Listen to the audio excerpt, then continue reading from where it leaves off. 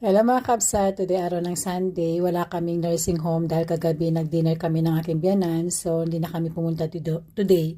So ngayon medyo magandang weather dito sa Netherlands, sa Den Haag, and plano namin maglakad ni Mister, so punta kami somewhere na pwedeng maglakad ng malayo. Char.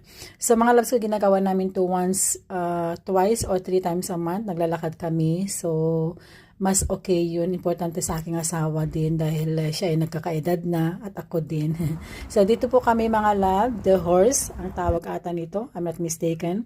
So naglakad po kami ng 50 minutes. So inikot namin ng buong loob nito. And super ganda mga loves, ganito po pag autumn and winter.